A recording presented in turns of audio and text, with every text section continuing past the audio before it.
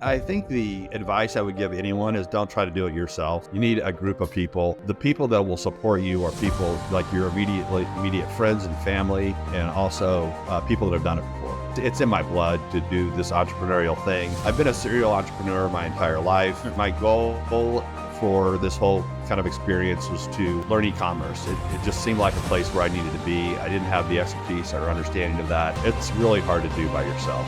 There's hurdles that you just like, some days you just stop and you're just like, I can't do this anymore. And you try things and you fail. I guess in retrospect, I feel like now I look back at it and say, yeah, it's pretty simple and I could move through it again very quickly. But as you're learning the process, it's challenging. And there's times where you just don't want to do it anymore. Yeah. But you kind of make it through it and you just have to go day by day. So I'd like to start out with a little bit about your background. Tell me a little bit about where you were before launching this product and what were you doing? Yeah, so I've spent my entire career in sales. I've built sales teams, mostly in technology spaces. I spent the majority of my career in plastics industry, building not only a domestic sales team, but also international in Europe and Asia. I've moved from kind of the plastic space into the robotics space recently, and I've built sales teams in the robotics space. Currently working for a robotics company as an individual contributor, so I'm back selling in that industry. I've been a serial entrepreneur my entire life. I built a solar company in Southern California, ran that for about 5 years. I just, it's in my blood, Definitely. to do this entrepreneurial thing. And I went on YouTube. My goal for this whole kind of experience was to learn e-commerce. It just seemed like a place where I needed to be. I didn't have the expertise or understanding of that. I'm a visual learner, so I spent a lot of time on YouTube.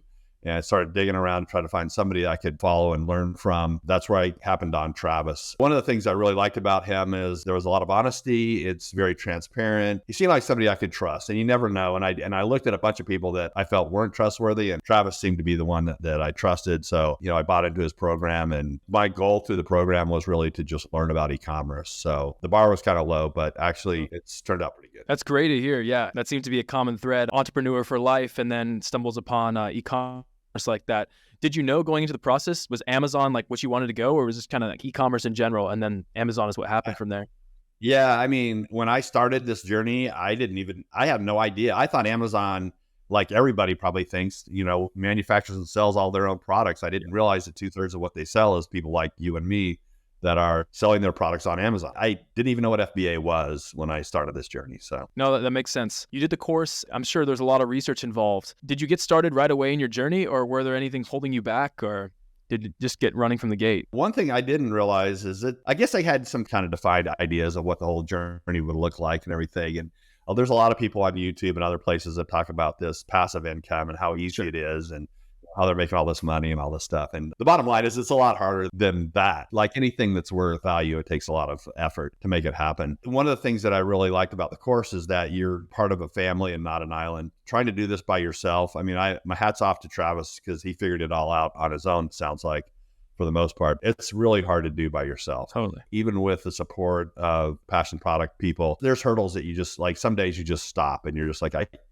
can't do this anymore. And you try things and you fail. I guess in retrospect, I feel like now I look back at it and say, yeah, it's pretty simple and I could move through it again very quickly. But as you're learning the process, it's challenging. And there's times where you just don't want to do it anymore. Yeah, but you kind of make it through it and you just have to go day by day. I think the advice that I would give is just to move a little bit, just do a little bit every day. If you work on it 5, 10, 15 minutes or an hour, and just get something done. And I think the whole adage of making a decision is better than indecision is really what really kind of drives you along the way. And you get incremental wins and you get incremental losses and you just got to keep grinding. But it took me about a year, looking back at it. If I was fully focused and driven and I was only doing this, could have done it faster, but it took a while. Totally right about it being a whole lot of work to launch a business on Amazon. So props to you for making it all the way through and being where you are with it right now. So did your idea that you end up moving forward, did that come to you right away, or did you mess around with other ideas? Tell me a little bit about that process of finding what became your product. Well, one of the things that Travis mentioned in his course was just to write down a list of stuff every night before you go to bed and then kind of review it in the morning when you wake up. And I did that. I just wrote down a bunch of stuff. Yeah, I was all over the place with kind of different ideas. I started thinking about, I wasn't exactly sure what I wanted to do, but I started looking at the criteria of what a successful product might look like. And, I had some ideas for some jewelry. I had ideas for, different things. But one of the things that just like one morning I just woke up and I've been traveling business. Like I said, I've been a traveling sales professional my entire life. And one of the problems that I have always dealt with is managing all these USB cables. I'm an Apple guy, but I still have all these different cables. And it's, I get on a plane and I can never get the right one and stuff. And so I came up with the idea to develop these pouches that you can put your cables in and then you can find them really quickly. And then the original idea was to write, have a label on it and write what it is and very technically. And I'm like, I started down that. I got a sample on that product. And it just felt kind of like way too technical and nerdy. Like I go, and no one's ever really going to do this. Although I think there's still some merit to that idea. One morning I woke up and I was like, what if we put some kind of replica on the zipper pull that indicated what was in there and use that as a combination of the color of the bag? There's really two primary types of USB connectors. There's A and C, the big one and the little one. And I was like, well, why don't we just make the zipper pulls like that? So the minute you got the bag, you know that this is either the smaller one or the bigger one. And then the color can tell you the device end of it. There we go. Product was born. Yeah, totally. I love to hear about the behind the scenes. I'm sure we can all relate to having the issue of cables being misplaced, tangled up and all that. That makes a whole lot of sense. I'd love to hear about how the ideation process went. Once you had that idea in place, was it easy to find a manufacturer? Did you find someone right away or did it take some time to find that connection? That's an interesting story. I really, really wanted to manufacture it in the U.S. I didn't want to go overseas. So I reached out to as many companies as I could in the U.S. And basically the response, there was either no response or a very negative response. Wow. I was just a guy trying to start a business, didn't have much to offer these vendors. And basically their pricing came back and it was unattainable. I said, okay, well, I'm going to go give Alibaba a shot. And it was like night and day. The response that I get from the folks at Alibaba, and I'm dealing with multiple vendors in China. I guess a little bit of a background on myself. As I was building my sales teams, I spent a lot of time in China. So I've been overseas. I don't know if that makes a difference, but sure. I was able to develop a relationship with these vendors on Alibaba and chat with them regularly. They were super, super responsive, lightning responsive. And, I got multiple samples coming back from China. Some of them worked, some of them didn't work. And I finally settled in on a vendor that did provide what I was looking for. And it's been good.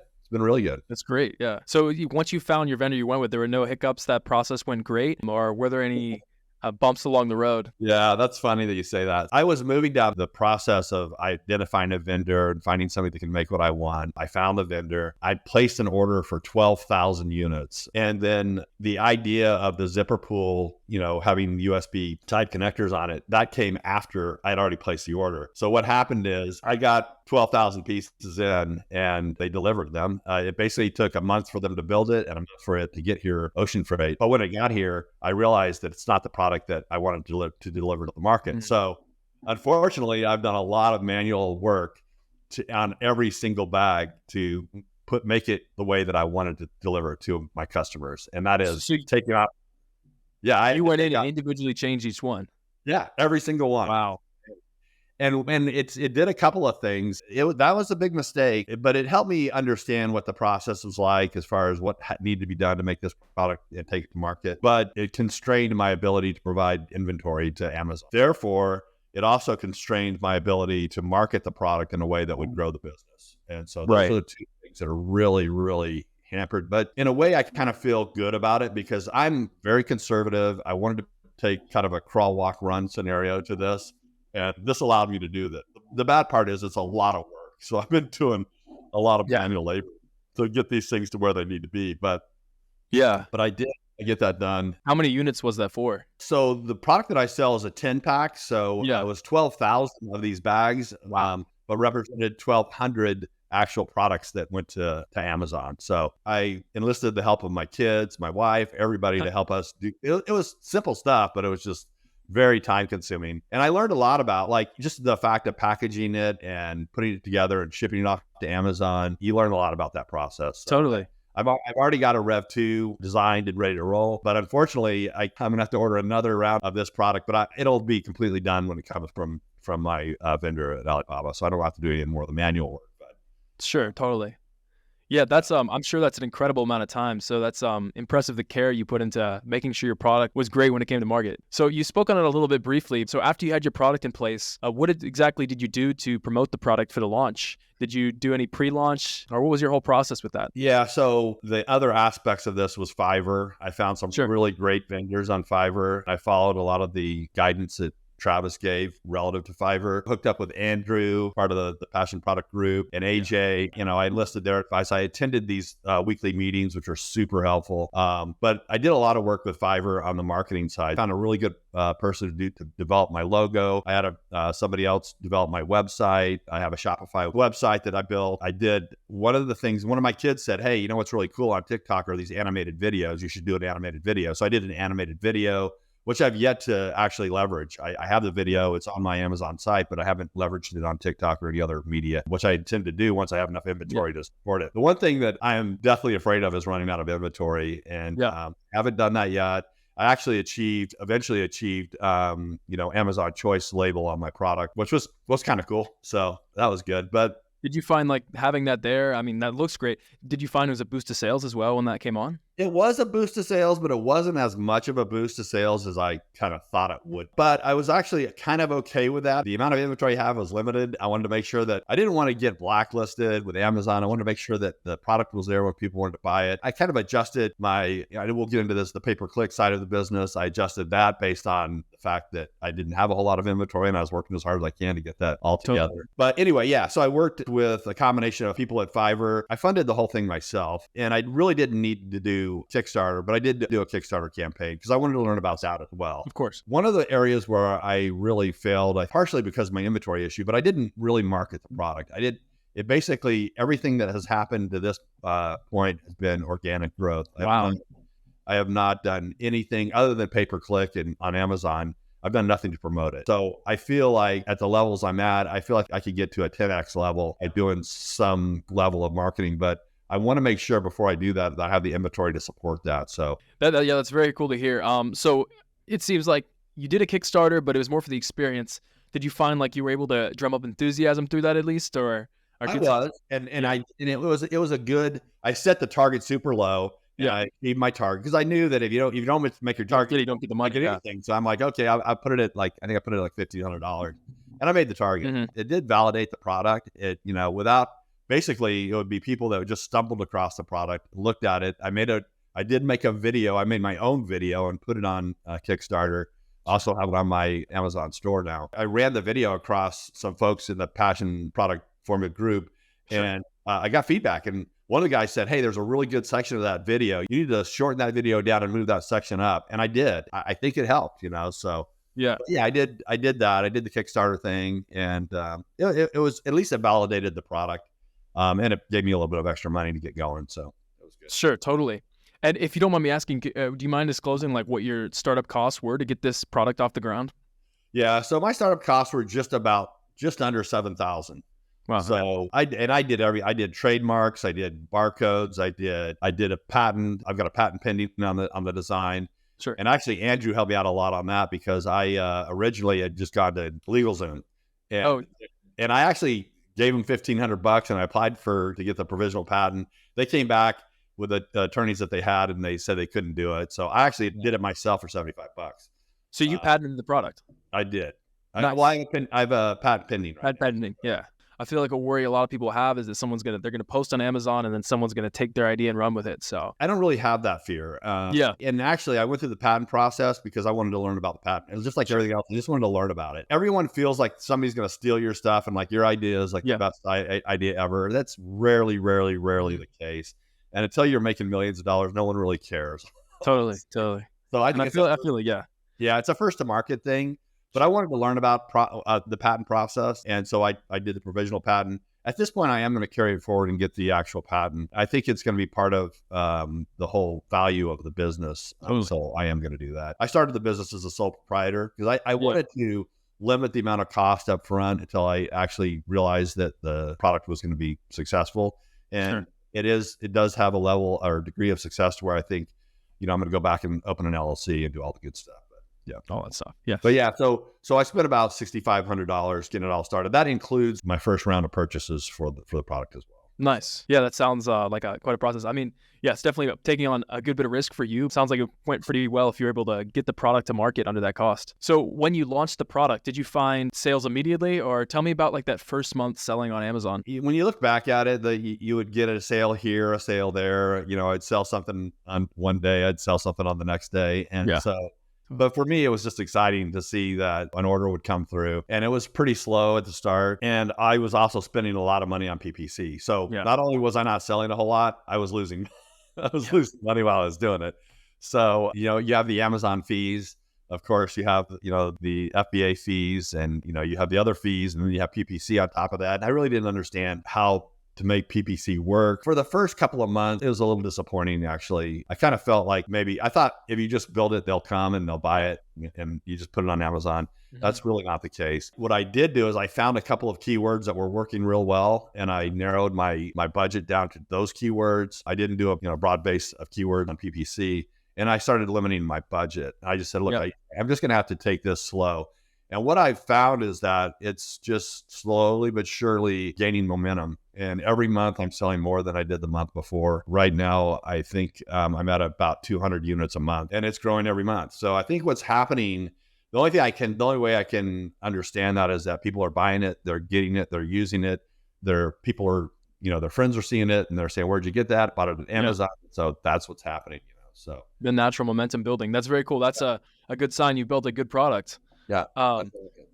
Apart for back to the work you did on Amazon, you're saying to get off the ground, what you really did was you found a few keywords that were working. You found some, I guess, funnels, you could say, for these keywords, and you just targeted in your budget for those ones that were working, along with just the momentum that builds from getting more sales and more reviews on Amazon. Yeah, exactly. Yeah. And so this is like, you've been selling on Amazon for, is it 4 months now? Yeah. Yeah. Nice. And so if you could just do a breakdown, you said you're about like 200 units now. Like, what was that month by month? You said first month, it was just a few units here and there. Or what? Yeah, I mean, so part of the fun of Amazon is you have this little app that you can look at, and you can look at, your sales. If I look at them year to date right now, so in units, so the first month I was actually selling was February. I sold just over 30 units that month, and then March through May, I was selling about 100 units a month. And then June, I was at 120, July, 130 or so. Right now, I am at currently, if you look at the last 30 days, I'm up 49% month over month, and I'm at 180 units a month. Wow. So that's just continuing to move up. That's a good trajectory to be on. Yeah. Yeah. Nice. And I imagine you just kind of see this rising for the next foreseeable future. I mean, I don't see why not. I mean, yeah. I'm placing my second order right now with my vendor at Alibaba, and I'm just maintaining and making sure that I have the inventory there. And I think it's really it's going to continue to grow as a combination of organic growth. I'm updating the product with some features that our customers have been asking for. So I'm going to do that. And then I'm going to start to, as soon as I have enough inventory coming in to where I feel comfortable where I can start pushing it on media like TikTok, I'm going to be doing that as well. Totally.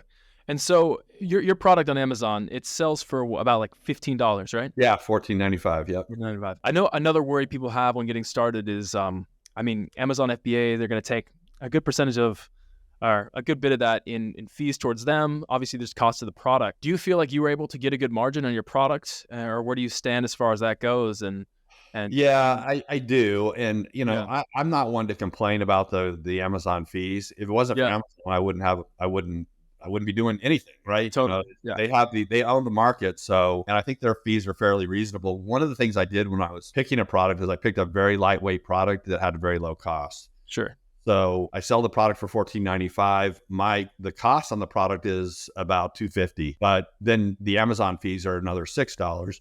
Mm-hmm. So you got $7.50 there. So that's a 50% margin. You have, your cost of acquisition, PPC. So that can be anything from all the rest of your margin to a portion of that margin. So sure. At the end of the day, I think I have a net margin of about 25%. So yeah, pretty good. Nice. Yeah. I mean, that's still pretty solid to be able to be doing that. And especially while you continue to sell more and more units every month. Yeah. So that's very cool to hear. In terms of the business as a whole, what would you say is the most exciting part for you now? You've spoken a little bit about that, but I'm curious. So I guess the exciting part is it is truly right now, other than the manual work that I'm doing on the product, which I'm going to Yes. So I'll be past that very, Yeah. very soon. It is a passive income now. I mean, all the work has been done. I have my Amazon FBA app, and every day I look at it, and I just watch the orders come in, and then it's just Sure.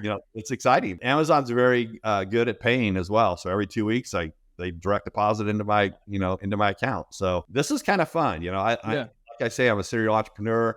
I love this whole idea of having maintaining your own destiny and not having to worry about somebody doing something outside of your control that impacts your ability to make income, which is the case for any job that you have. And that's kind of, I think, the freedom and the ability to build your own business and do it in a way that's passive. I still have a full-time job. I'm working every single day, but at the same time, I have this income stream that's coming in. And the whole idea for me was to develop just this one product and get this one income stream. I want to do complementary products and do multiple income streams in the Amazon space, but also eventually outside of Amazon. So, I want to look at Walmart. I want to look at Fair and some other ways to, sell the product. Even eventually maybe in a brick and mortar type of situation, but not my own. But so anyway, yeah, there's a huge runway for doing Definitely. That's That was going to be my next question for you. What do you think is next with this? But it sounds like you kind of answered that. Line expansion, different products on Amazon. Now that you see it's possible with one, I imagine that's inspiring to look at what all the possibilities are. Well, and also now that once you go through the process with your first product, whether it's a failure or not, and I don't know how you have to have criteria to define whether it's a success or a failure. But for me, the criteria was just to learn. So whether I made money or not was not part of my success criteria. But once you've done it once, it's copy paste. I mean, I could do it in 3 months now. I mean, I could roll through it pretty quick. Great. So what would you say overall is the biggest thing you've learned throughout this whole journey? Oh, that's a good question. I think the advice I would give anyone is don't try to do it yourself. You need a group of people. The people that will support you are people like your immediate friends and family, and also people that have done it before. Sure. I think Travis, AJ, Andrew, those kind of guys, and the people in the group on Facebook, they really help. It would be very hard to do by yourself. So I guess my advice would be to make sure that you don't try to do it by yourself. Yeah, I think that's great advice. Yeah, it's you can find great communities of people doing the same thing too, or on that same page of wanting to start a business and build an income stream that you are responsible for. So that's a cool feeling to watch it grow. That was about all I have for you today here, but I appreciate you answering all my questions here. I wish you luck with your product. It sounds like you're doing big things and it's moving in the right direction. So that's great to hear. Yep. Well, yeah, that was it for me. So you have a good one, and I'll catch you at the live event. Okay. Thanks, Connor. See you. Yes. Thanks, Brad.